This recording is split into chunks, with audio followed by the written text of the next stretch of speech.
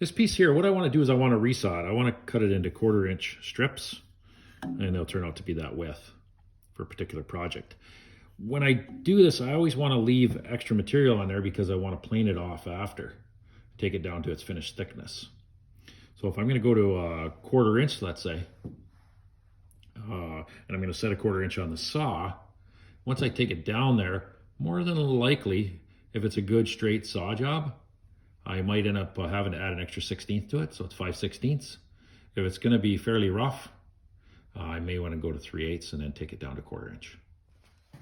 When I'm set up for a resaw, what I want to do is I want to make sure that I clamp this particular piece, just a piece of wood. I'm using that as a fence.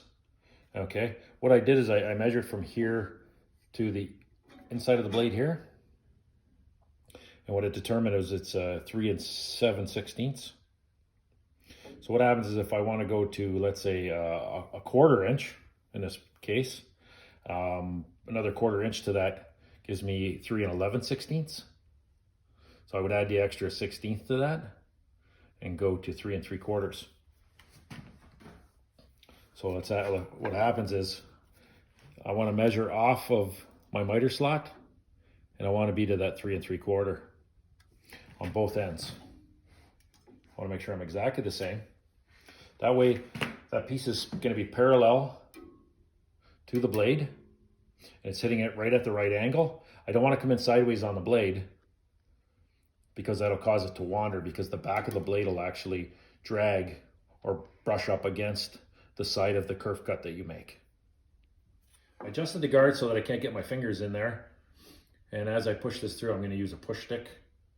And when I push it through, I'm actually going to guide it with my hands in about this far.